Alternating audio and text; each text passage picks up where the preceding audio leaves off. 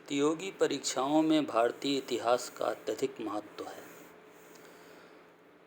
चाहे क्लर्क की परीक्षा हो या सिविल सर्विसेज की या स्टेट सिविल सर्विसेज की, सामान्य अध्ययन के प्रश्न पत्र में भारतीय इतिहास से संबंधित प्रश्न अवश्य पूछे जाते हैं।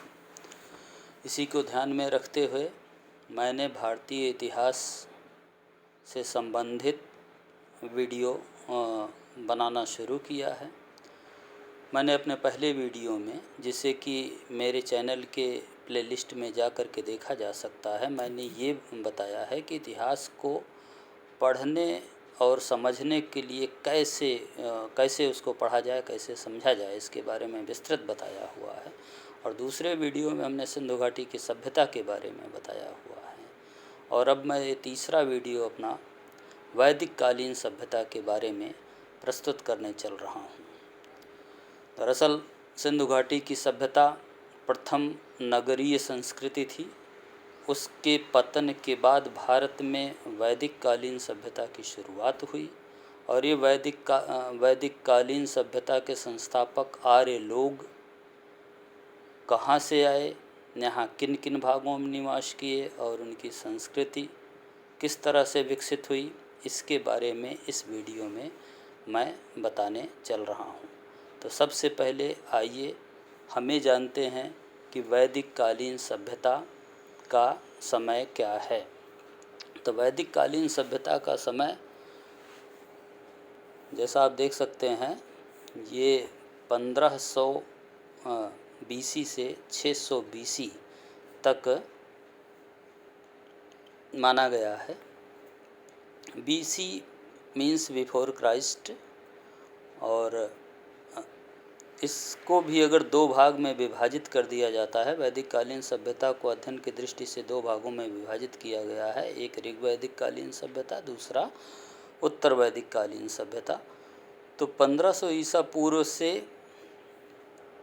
1000 ईसा पूर्व तक ऋग्वैदिक काल का समय माना जाता है, जिसमें ऋग्वेद में जिस तरह की संस्कृति का वर्णन हुआ है उसका विस्तार से विवरण दिया जाता है। और उत्तर वैदिक कालीन सभ्यता में अन्य वेद, ब्राह्मण, आरण्यक, उपनिषद के आधार पर जो इतिहास उभर करके सामने आता है उसका वर्णन मिलता है। तो इसका समय है 1000 ईसा पूर्व से लेकर के 600 ईसा पूर्व तक। अच्छा, वैदिक कालीन सभ्यता के अब देखिए स्रोत क्या हैं। स्रोत दो तरह के हैं, एक साहित्यिक स्रोत है और दूसरा पुरातात्विक स्रोत है। तो पहले हम साहित्यिक स्रोत के बारे में आते हैं। साहित्यिक स्रोत का देखिए हम अध्ययन करते हैं, और साहित्यिक स्रोतों में सबसे पहले वेद आते हैं। वेद को संहिता और श्रुति भी कहा गया है। संहिता इसलिए कहा जाता है, संहिता इसको इसलिए कहा जाता है क्योंकि ये शुरुआत में लिखे नहीं गए थे और बाद में इनको संकलित किया गया महर्षि कृष्णद्वैपायन व्यास के द्वारा, इसलिए इनको संहिता कहा गया। श्रुति इसलिए कहा गया कि लिखे जाने से पहले ये एक दूसरे को सुनाए जाते थे और उस परंपरा में आगे बढ़े हुए थे, इसलिए इनको श्रुति भी कहा गया है। अब आगे देखिए, वेदों का संकलन करता महर्षि कृष्णद्वैपायन वेद व्यास जी थे। और वेद आगे देखिए, वेदों की संख्या कुल 4 है। कालक्रम के अनुसार, कालक्रम के मतलब सबसे पुराना कौन था और उसके बाद कौन हुआ, उसके बाद कौन हुआ, अगर इस प्रकार से देखा जाए तो वेदों की संख्या जो है वो इस तरह से डेवलप करती है। सबसे पुराना वेद है ऋग्वेद, और उसके बाद यजुर्वेद, फिर सामवेद, फिर अथर्ववेद। अब देखिए, शतपथ ब्राह्मण के अनुसार ऋग्वेद की अग्नि से उत्पत्ति मानी गई है, यजुर्वेद की वायु से और सामवेद की सूर्य से उत्पत्ति हुई है। सबसे प्राचीन वेद ऋग्वेद है। ऋग का अर्थ है छंद और चरणों से युक्त मंत्र। इनमें विभिन्न देवताओं की स्तुति में गाए जाने वाले गीतों का संग्रह है। ऋग्वेद का समय 1500 ईसा पूर्व से लेकर के 1000 ईसा पूर्व है। ऋग्वेद में 10 मंडल हैं, 1028 28 सूक्त या स्तोत्र हैं और 10,552 मंत्र, ऋचा या श्लोक हैं। देखिए यहाँ पर एक चीज़ मैं बता देना चाहता हूँ कि यहाँ पर अक्सर विद्यार्थियों को ये भ्रम हो जाता है कि मंत्र क्या है, ऋचा क्या है, श्लोक क्या है। तो श्लोक तो आप लोग जानते ही होंगे, एक कविता का अंश होता है और उसी को ऋचा और मंत्र भी कहा गया है। इनको मिला करके जो संग्रह होता है वो सूक्त या स्तोत्र कहलाता है और सूक्त और स्तोत्र को मिला करके मंडल बनते हैं और मंडल ऋग वेदों में होते हैं। मंडल एक तरह से अध्याय हैं। तो इस तरह से ऋग्वेद में 10 मंडल, 1028 सूक्त या उन्हीं को स्तोत्र भी कहते हैं और 10,552 मंत्र, ऋचा या श्लोक हैं। अब देखिए हर एक वेद का एक ऋत्विक एक व्यक्ति होता है जो उससे संबंधित कार्य को करता है, उस वेद से संबंधित कार्य को करता था। तो ऋग्वेद का जो ऋत्विक होता है, ये सब क्वेश्चन बहुत ज़्यादा पूछे जाते हैं। तो ऋग्वेद के ऋत्विक होता या होत्री कहा जाता था, जिसका कार्य देवताओं को यज्ञ में बुलाना तथा ऋचा का पाठ करते हुए देव स्तुति करना होता है। ऋग्वेद, अब देखिए ऋग्वेद इसके 3 पाठ मिलते हैं। साकल, उसमें 1017 सूक्त हैं और 10 मंडल हैं। दूसरा बालाखिल्य, केवल इसमें 11 सूक्त हैं और तीसरा वास्कल, इसमें 56 मंत्र हैं। ऋग्वेद के मंडल और उनके रचयिता, अब देखिए ये क्वेश्चन बहुत ज़्यादा पूछा जाता है। तो प्रथम मंडल के रचयिता अंगिरा ऋषि थे, द्वितीय मंडल के रचयिता गृत्समत थे, तृतीय मंडल के रचयिता विश्वामित्र थे, चतुर्थ मंडल के वामदेव हैं, पंचम मंडल के वशिष्ठ हैं, षष्ठ मंडल के भरद्वाज हैं, सप्तम मंडल के अत्रि हैं, अष्टम मंडल के कण्व और अंगिरस हैं। अब देखिए इससे संबंधित ऋग्वेद से संबंधित एक तथ्य ये है कि 2 से 7 मंडल पुराने हैं, 1, 8, 9 व 10 मंडल जो हैं वो बाद में जोड़े गए हैं ऋग्वेद। अब अगला तथ्य ये है कि ऋग्वेद में ही प्रसिद्ध गायत्री मंत्र पाया जाता है। ऋग्वेद से ही असतो मा सद्गमय लिया गया है। ऋग्वेद की मंत्र रचयिता स्त्रियां भी कुछ हैं, जिसमें लोपामुद्रा, सची, पौलोमी, घोषा, काक्षावृत्ति आदि थी। ऋग्वेद की 21 शाखाएं हैं, जिनमें से प्रमुख हैं शाकल, वाष्कल, आश्वलायन, सांख्यायन, मांडूक्य। ऋग्वेद में पार्श्वनाथ और अरिष्टनेमि नामक 2 तीर्थंकरों का उल्लेख मिलता है। तीर्थंकर ये जैन धर्म से संबंधित थे। महावीर स्वामी को 24वां तीर्थंकर माना जाता है। तो ऋग्वेद में इन दोनों तीर्थंकरों का वर्णन उल्लेख हुआ है। ऋग्वेद का उपवेद आयुर्वेद कहलाता है। देखिए हर एक वेद का एक उपवेद है जिसमें उससे संबंधित जानकारियाँ दी जाती हैं। तो ऋग्वेद का जो उपवेद है वो आयुर्वेद है। अब देखिए दूसरा वेद जो हमारा आता है वो है यजुर्वेद। इसको जो ये गद्य और पद्य दोनों में लिखा गया, गद्य और पद्य दोनों में लिखा गया है। ये भी बहुत अधिक प्रतियोगी परीक्षाओं में पूछा जाता है। अब देखिए यजुः का अर्थ होता है यज्ञ। इसमें यज्ञ की विधि विधानों का प्रतिपादन किया गया है। यजुर्वेद में कुल 40 अध्याय तथा 2000 ऋचाएँ हैं। इसमें कि कुछ ऋचाएँ ऋग्वेद एवं सामवेद से ली गई हैं। यजुर्वेद 2 भागों में बटा हुआ है। एक कृष्ण यजुर्वेद, इसके 4 भाग हैं, काठक, कपिस्थल, मैत्रायणी, तैत्तरीय। दूसरा शुल्क यजुर्वेद व स्नेही संहिता भी इसको कहा जाता है। यह असली यजुर्वेद भी माना जाता है। इसके यजुर्वेद के जो ब्राह्मण ग्रंथ हैं, ब्राह्मण ग्रंथ की हम आगे भी व्याख्या करेंगे। ब्राह्मण वो होते हैं कि बाद में वेदों को समझने के लिए उसको गद्य में अनुवाद किया गया। सामान्यतः वही ब्राह्मण थे और ब्राह्मण हर एक वेद के ब्राह्मण हैं। तो यजुर्वेद का ब्राह्मण जो है वो शतपथ, वात्स्यनेही और तैत्तरीय हैं। इनके ऋत्विक ऋत्विक ऋत्विक जैसा अभी हमने बताया कि ये एक व्यक्ति होता है जो इससे संबंधित कार्य को करता है। तो ये यजुर्वेद के ऋत्विक को अध्वर्यु कहा गया। इसका कार्य होता था यजुर्वेद के मौलिक गद्य भाग को पढ़ना और हस्त संबंधी कार्य करना। इसका उपवेद धनुर्वेद होता है। और तीसरा वेद है सामवेद। साम का अर्थ है गान। इस वेद को भारतीय संगीत का पिता कहा जाता है। अब सामवेद में देखिए कुल 1810 ऋचाएँ हैं। अधिकांश ऋग्वेद की ऋचाओं की पुनरावृत्ति हैं, केवल 78 ऋचाएँ मौलिक हैं। सामवेद 3 भागों में बटा हुआ है, कौथुम, राणायनीय और जैमिनीय। ब्राह्मण, इससे संबंधित जो ब्राह्मण ग्रंथ हैं वो पंचविंश, षड्विंश, महाब्राह्मण, जैमिनीय है। इसका ऋत्विक जो है वो उद्गाता कहलाता है। इसका कार्य ऋचाओं का सस्वर पाठ करना और करना होता था। अब सामवेद का उपवेद गंधर्व वेद कहलाता है।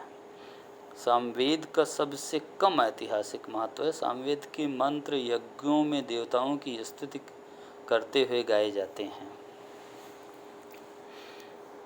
अब चौथा वेद है अथर्ववेद। इसके कल्याणकारी मंत्रों के रचयिता अथर्वा ऋषि और अकल्याणकारी मंत्रों के रचयिता अंगिरा ऋषि थे। इसमें तत्कालीन लोक परंपराओं का संकलन है। अन्य वेदों की अपेक्षा इसका अधिक ऐतिहासिक महत्व है। अब देखिए ब्राह्मण ग्रंथ, वही जो ब्राह्मण ग्रंथ मैं आपको बताना चाह रहा था, वो ब्राह्मण ग्रंथ यहाँ पर ये ब्राह्मण, इसका जो ऋग्वेद, ये आपका जो अथर्ववेद है, इसका ब्राह्मण ग्रंथ गोपथ कहलाता है। और इसका गोपथ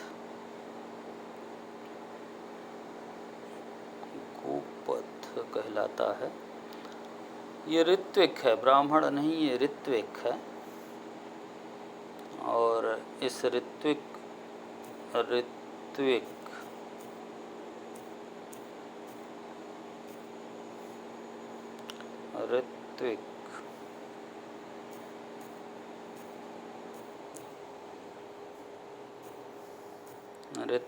गोपथ कहलाता है।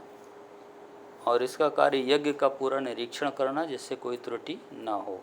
और अथर्ववेद का उपवेद अर्थवेद या शिल्पवेद है। अथर्ववेद की 2 शाखाएं हैं, शौनक और पिप्पलाद। अथर्ववेद में कुल 20 अध्याय, 731 सूक्त और 6000 मंत्र हैं, जिसमें से 1200 मंत्र ऋग्वेद के हैं। अथर्ववेद का विषय जो है वो तंत्र, मंत्र, भूत प्रेत, अंधविश्वास, मरण, उच्चाटन, मोहन एवं नाना प्रकार की औषधियाँ हैं। ब्राह्मण ग्रंथ है। अब देखिए ब्राह्मण ग्रंथ आ रहा है, इन्हें ब्रह्म साहित्य कहा जाता है। ब्राह्मण ग्रंथ है, जैसा कि भी हमने पीछे बताया, ब्राह्मण ग्रंथ वेदों के मौलिक गद्य भाग हैं और इसमें वेदों की व्याख्या की गई है। और इसमें देखिए लिखा हुआ है, वैदिक संहिताओं के कर्म कांडों की व्याख्या के लिए ब्राह्मण ग्रंथों की रचना हुई। अधिकतर ब्राह्मण ग्रंथ गद्य पद्य दोनों में हैं, परंतु कहीं कहीं पद्य में भी मिलते हैं। ब्राह्मण ग्रंथों का विषय जो है, देखिए इम्पोर्टेंट है कि परीक्षित के बाद तथा बिंबिसार। परीक्षित वही राजा हैं जिनको तक्षक नाग बाद में इन्होंने डसा था, और के बाद तथा बिंबिसार। अगर मगध साम्राज्य का उत्कर्ष आप लोग पढ़े हों तो मगध साम्राज्य का पहला शासक जो था, जो संस्थापक था मगध में, वो बिंबिसार था, हर्यंक वंश का। उसके पूर्व की घटनाओं का वर्णन ब्राह्मण ग्रंथों में मिलता है। इसमें विश्व की उत्पत्ति संबंधी सिद्धांत की कहानियाँ, पौराणिक कथाएँ और गाथाएँ हैं, जो पुरोहितों की अनुसूची में प्रसिद्ध राजाओं के पराक्रम का वर्णन करते हैं। ऋग्वेद के ब्राह्मण को जो कहा जाता है ऐतरेय और कौशितकी कहा जाता है। यजुर्वेद के ब्राह्मण को शतपथ और तैत्तरीय कहा जाता है। सामवेद के ब्राह्मण को पंचविंश, षड्विंश, महाब्राह्मण और जैमिनीय है। अथर्ववेद का ब्राह्मण गोपथ कहलाता है। शतपथ ब्राह्मण के रचयिता याज्ञवल्क्य और ऐतरेय ब्राह्मण के रचयिता महीदास थे। आरण्यक। अब देखिए आरण्यक क्या होता है, ब्राह्मण ग्रंथों के परिशिष्ट के रूप में आरण्यक ग्रंथ पाए जाते हैं। इसमें कर्म मार्ग की अपेक्षा ज्ञान मार्ग पर अधिक बल दिया गया है। आरण्यक अर्थ जंगल होता है। प्रमुख आरण्यक ऐतरेय आरण्यक, तैत्तरीय आरण्यक, माध्यान्दिन आरण्यक, मैत्रायणी आरण्यक और तल्लोकार आरण्यक हैं। उपनिषद। उपनिषद प्राचीनतम दार्शनिक विचारों के संग्रह हैं। इनमें शुद्धतम ज्ञान पक्ष पर बल दिया गया है। यह या तो आरण्यक में है या उनके अनुपूरक हैं या स्वतंत्र रूप में हैं। उपनिषदों के विकास में गार्गी और मैत्रेयी जैसी विदुषी महिलाओं का योगदान है। सामवेद का विषय छांदोग्य उपनिषद। सामवेद का उपनिषद छांदोग्य उपनिषद सबसे पुराना उपनिषद है। इसी में तत्त्वमसि का पहली बार उल्लेख मिलता है। यजुर्वेद का उपनिषद बृहदारण्यक उपनिषद है। कठोपनिषद में नचिकेता और यम का संवाद मिलता है। उपनिषदों की संख्या 108 है। उपनिषदों तक ही वैदिक साहित्य है। अब देखिए इस वैदिक कालीन सभ्यता का पुरातात्विक स्रोत भी कुछ हैं। दरअसल भारतीय इतिहास जानने के 3 स्रोत हैं मूल रूप से। पहला साहित्यिक स्रोत, दूसरा विदेशी यात्रियों का विवरण। तो विदेशी यात्रियों का विवरण वैदिक सभ्यता के संबंध में कुछ भी नहीं है। और तीसरा स्रोत है पुरातात्विक स्रोत। पुरातात्विक मतलब खुदाइयों में जो भी वस्तुएं मिलती उसके आधार पर जिस इतिहास का निर्माण किया जाता है उसे पुरातात्विक स्रोत कहा जाता है। तो वैदिक सभ्यता से संबंधित पुरातात्विक स्रोत नंबर 1 भगवानपुरा से 13 कमरों का एक मकान का अवशेष मिला है।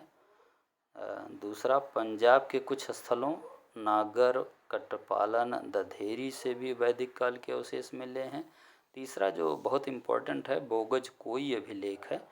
ये 1400 ईसा पूर्व का है। ये मध्य एशिया, यह अभिलेख सीरिया मध्य एशिया से प्राप्त हुआ है।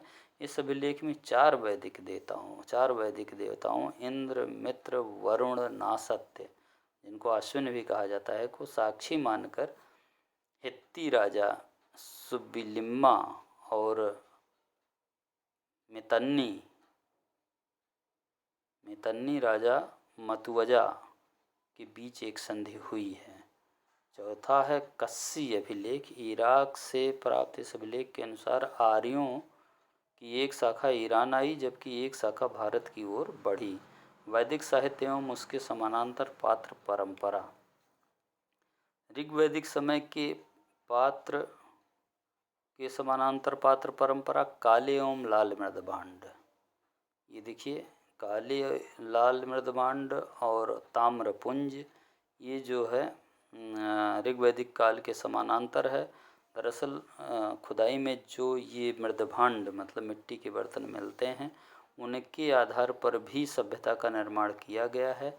तो ये जो 2 काल के खुदाई के पात्र मिले हुए हैं ऋग्वैदिक काल से संबंधित हैं। इसी तरह से गेरुवर्णी ओकर कलर्ड पोटरी ओसीपी और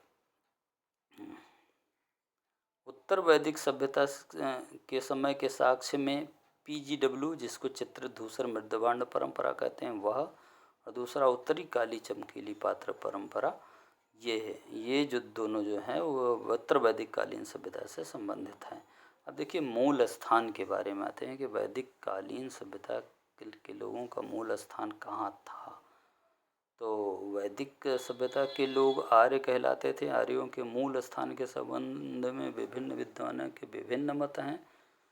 तिलक उत्तरी ध्रुव मानते हैं, पेनका जर्मन प्रदेश मानते हैं, नेहरिंग रूस मानते हैं, गाइल्स हंगरी मानते हैं, पंडित गंगानाथ झा ब्रह्मर्षि देश मानते हैं, DS त्रिदेव मुल्तान स्थित देविका नामक स्थान को मानते हैं, LD कल कश्मीर तथा हिमालय को मानते हैं, गार्डन चाइल्ड एवं स्टुअर्ट पिगर्ड दक्षिणी रूस को मानते हैं, DS त्रिदेव देविका प्रदेश को मानते हैं, मैक्स मूलर मध्य एशिया को मानते हैं, एडवर्ड मेयर पामीर पठार को मानते हैं। डॉक्टर अविनाश चंद्र दास एवं संपूर्णानंद सप्त सैंधव प्रदेश को मानते हैं। राजबली पांडे मध्य देश को मानते हैं। आर्यों का विस्तार। आर्य सर्वप्रथम सप्त सैंधव प्रदेश में आकर बसे थे। इन 7 नदियों के पुराने और आधुनिक नाम इस प्रकार हैं। सिंधु पुराना नाम, नया नाम सिंध, पुराना नाम असिकनी जिसे अब चिनाब कहा जाता है, पुराना नाम सतुद्र जिसे अब सतलज कहा जाता है, विपाशा जिसको ब्यास कहा जाता है, परुषणी जिसे अब रावी कहा जाता है, वितस्ता जिसे अब झेलम कहा जाता है, सरस्वती जिसे सरस्वती कहा जाता है। ये 7 नदियाँ थीं। ऋग्वैदिक आर्य अफगानिस्तान, पंजाब, राजस्थान, हरियाणा तथा वर्तमान उत्तर प्रदेश में गंगा नदी के तट एवं यमुना नदी के पश्चिमी भाग तक फैले हुए थे। अफगानिस्तान की अनेक नदियों का उल्लेख ऋग्वेद में मिलता है। कुभा जिसे अब काबुल कहा जाता है, सुवास्त जिसे स्वात कहा जाता है, क्रभो जिसे कुर्रम कहा जाता है, गोमती जिसे गोमाल कहा जाता है। वैदिक काल का केंद्रीय स्थल ब्रह्मावर्त कहलाता था। यह सरस्वती और दृश्यवती नदियों के बीच का भाग था। यह बहुत पवित्र माना जाता था। गंगा यमुना के बीच के भाग यानी दोआब को ब्रह्मर्षि देश कहा जाता था। वैदिक काल का 2 भाग में विभाजित किया जा सकता है। एक ऋग्वैदिक काल, ये मैं पहले भी बता चुका हूँ, 1500 से 1000 BC, और दूसरा उत्तर वैदिक काल 1000 से 600 BC। देखिए, उत्तर वैदिक काल में आर्यों का विस्तार पूर्व की ओर हुआ। शतपथ ब्राह्मण में विदेथ माधव की एक कथा का वर्णन मिलता है, जिसके अनुसार विदेथ माधव वैश्व वानर नामक अग्नि को मुख में धारण किया हुआ था। घृत का नाम लेते ही वह अग्नि जमीन पर गिर पड़ा और सबको जलाते हुए आगे पूरब की ओर बढ़ने लगा। उसके पीछे पीछे विदेथ माधव और उसका पुरोहित गौतम राहुगढ़ चले। अग्नि सदा नीरा गंडक नदी को नहीं जला पाया। इस उपरोक्त विवरण से सिद्ध होता है कि उत्तर वैदिक काल में आर्यों का विस्तार संपूर्ण गंगा घाटी और गंडक नदी तक हो गया। इस संपूर्ण भूभाग को उन्होंने जलाकर रहने योग्य बनाया। इस काल तक आर्यों का विस्तार विंध्य पर्वत के दक्षिण में नहीं था। ये वीडियो अभी तक यहीं तक। धन्यवाद।